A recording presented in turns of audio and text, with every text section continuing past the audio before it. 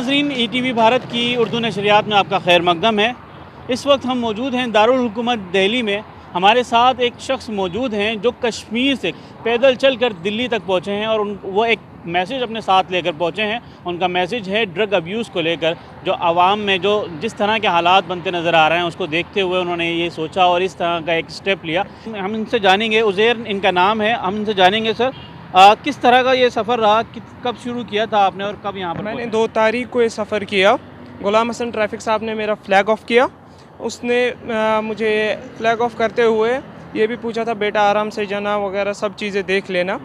उसके बाद मुझे बहुत सपोर्ट मिला। मैं शुक्रगुज़ार हूँ जम्मू कश्मीर पुलिस का, जो कि मुझे सांबा जम्मू तक कंप्लीट करके साथ साथ था। और मुझे सपोर्ट मिला सुनोबर्दी, काश इवेंट्स, यूथ सोप एंड सईद बख्तावर भाई का, जिनकी वजह से मैं इस जगह आज खड़ा हूँ। ये मैसेज लेकर मैं इसलिए आया क्योंकि मैंने बहुत सारी गर्ल्स को देखा, बहुत सारे ड्रगर्स को देखा ऐसी जगह। मोटिव जो आपका मोटिवेशन में था ये कि किसी को मेरी तरफ से मैसेज मिले कि ये बंदा ऐसा कर रहा है, क्यों कर रहा है, इसने इतनी किलोमीटर्स दौड़े क्यों दौड़े, क्योंकि मेरे अंदर वो स्टेमिना मौजूद है। मैं ये करता हूँ, ऑलरेडी मैं कर चुका हूँ वहाँ पे रन्स, बट मैंने आज ये इनिशिएटिव लिया था किसी को मेरी तरफ से मैसेज मिले कि ड्रग की तरह और ना जाए, बेटर टू गो जिम्स। इस दौरान जो आपका 6 दिन का सफ़र रहा, 6 दिन में आपने 900 किलोमीटर का तकरीबन सफ़र तय किया, तो क्या कुछ दुश्वारियाँ आपके सामने पेश आई?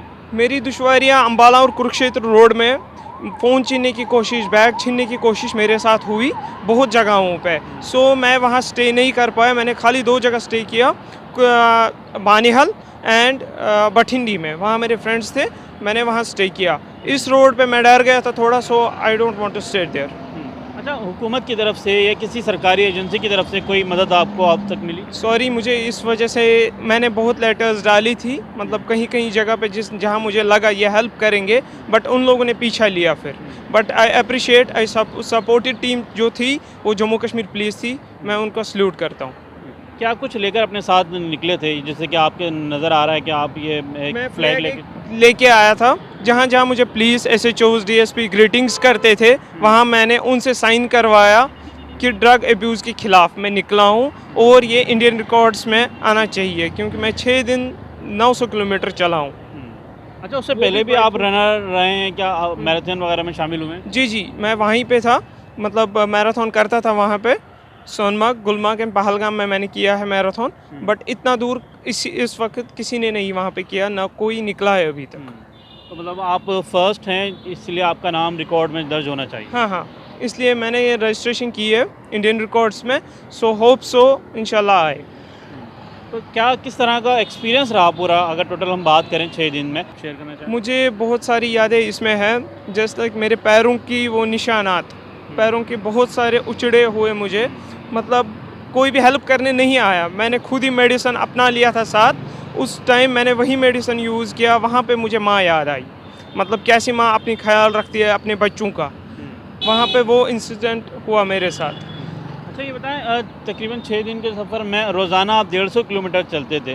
तो 150 किलोमीटर चलने के बाद क्या आपने 150 किलोमीटर का ही टारगेट बनाया हुआ था या कुछ और भी कुछ टारगेट्स थे? परसों का जो टारगेट था वो 72 आवर्स का था। वो बहुत मुश्किल था क्योंकि मेरे साथ वो हादसा हुआ, फ़ोन छीनने की कोशिश, बैग छीनने की कोशिश। हरियाणा पुलिस को मैंने कॉल भी किया था, but they don't want to respond anything.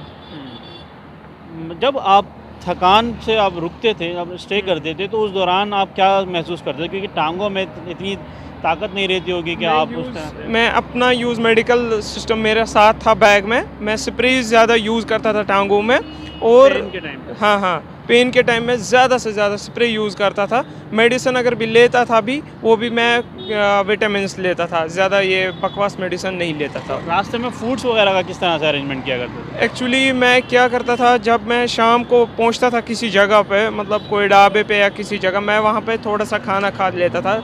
Not heavy food, थोड़ा सा लाइट डाइट लेता था इन 6 दिनों में। अच्छा, आपने थाने में आपने कुछ बताया था कि आपने कुछ देखा था, क्या कुछ था थाने में जो आपने देखा? एक्चुअली मैंने कोर्ट में वो देखा था, थाने में नहीं। कोर्ट में मैंने देखा था कुछ 6 गर्ल्स थे, उनको हथकड़ियाँ लगी थी। बिकॉज मैंने उनसे पूछा था, बट उन्होंने बोला नहीं, बट एक पुलिस वाले ने फिर मुझे पूछा ये ड्रग्स यूज़ करते हैं। सो मुझे वहाँ वो जलन सी महसूस हुई, फिर मैं निकला ये मैसेज लेकर। तो ये उज़ैर हैं जो कश्मीर के श्रीनगर से पैदल चलकर दिल्ली तक पहुँचे हैं और इनका जो मैसेज है वो यही है कि जो ड्रग यूज़ करते हैं, जो नौजवान यूज़ करता है ड्रग, उसको वो छोड़ दें। और इस तरह से अपनी पहल को लेकर इन्होंने शुरुआत की है। 6 दिन का इन्होंने सफ़र पूरा किया है। तकरीबन 900 किलोमीटर का वो सफ़र था। इस दौरान उनके साथ मोबाइल छीना भी गया, उनके बैग को छीनने की भी कोशिश की गई। कुछ हालात भी इस तरह के गुजरे जिससे वो दो चार हुए, लेकिन उसके बावजूद इन्होंने हिम्मत नहीं हारी और कल रात को ये दिल्ली पहुँच चुके थे। आज हमारे साथ ETV भारत के नुमाइंदे से इन्होंने बात की और अपने सारे जो एक्सपीरियंस है वो शेयर किए। ETV भारत के लिए दिल्ली से मोहम्मद राहिम।